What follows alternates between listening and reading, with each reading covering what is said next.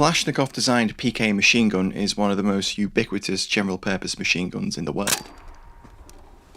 Designed by Mikhail Kalashnikov and his team in the late 1950s. We've seen a number of PKs and PKMs in Ukraine already, but another variant, the PKT, has popped up in a couple of interesting pieces of press footage. It appears that there is a car repair shop in Kyiv which is taking in captured and salvaged Russian machine guns and adapting them for ground use, with an ad hoc stock and pistol grip assembly. The footage shows some fantastic ingenuity, and the team is reported to be made up of welders, engineers and mechanics. In recent weeks we've seen Ukrainian civilians fabricating anti-tank defences, setting up roadblocks and making Molotov cocktails. But this adaptation of captured weapons is probably one of the most sophisticated examples of the civilian efforts to prepare for the Russians. The first piece of footage of the workshop surfaced on the 9th of March, and a subsequent France 24 report was published on the 16th. But we've yet to see any of these adapted PKTs in the field.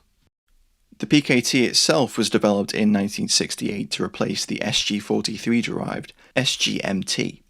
The PKT is primarily used as a defensive armament used on Russian armoured vehicles, including as a coaxial gun on various tanks as well. PKTs are often found mounted on vehicles including the MT-LB, the BTR-4, BTR-60, BTR-80, BTR-90, the BMD and BMP series, and Russia's T-72, T-80 and T-90 series of tanks.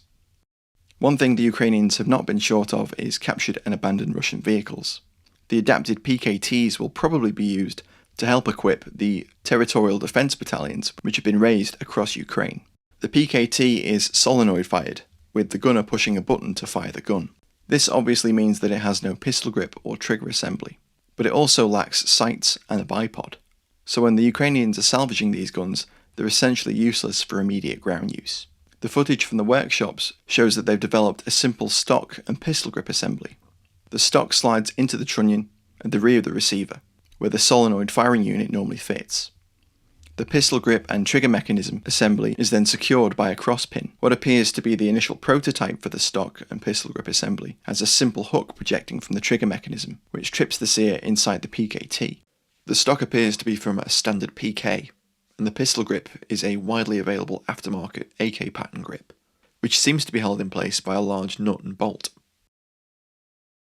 This behind the scenes footage seems to show some further fabrication, perhaps showing another early version of the adaptation.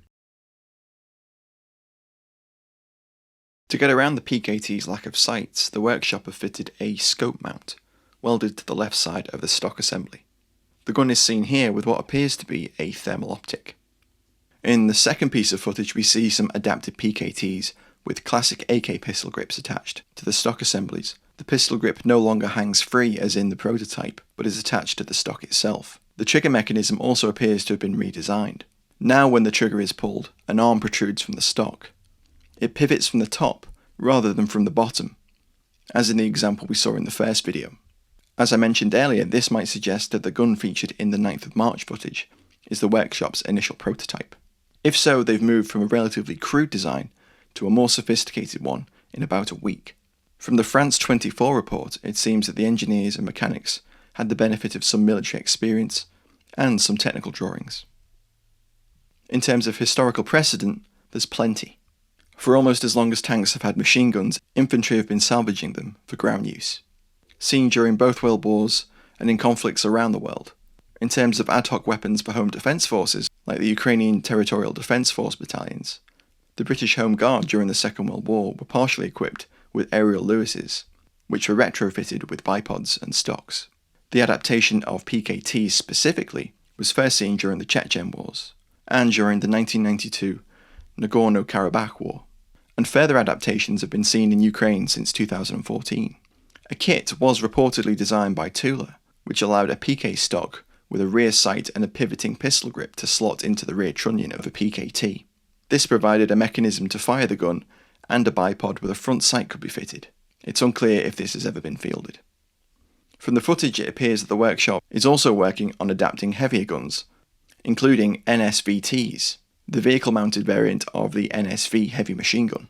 In the France 24 footage, the mechanic lifts a barrelless NSVT to show a workshop-made pistol grip assembly, with some box steel projecting out the rear, perhaps to allow stock to be fixed.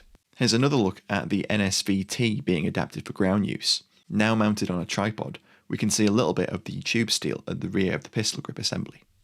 In terms of the PKT as a weapon for ground use, it has a slightly longer barrel at 722mm or 28.4 inches, compared to the PKM's 645mm or 25.3 inch barrel. It has a slightly redesigned gas system and is also about a kilogram heavier, at 10.5 kilograms or 23 pounds, as the PKT has a thicker barrel profile. The PKT-M has a slightly reinforced receiver, but few other differences compared to the PKT. Thanks for watching. I hope you found this piece of Ukrainian ingenuity interesting. If you enjoyed the video, please do like, share, comment and subscribe. And if you'd like to, you can support us via Patreon. We have lots of thank you perks, including stickers, postcards, and a copy of the Tab Advanced Combat Rifle colouring book. Thanks again for watching. Catch you in the next one.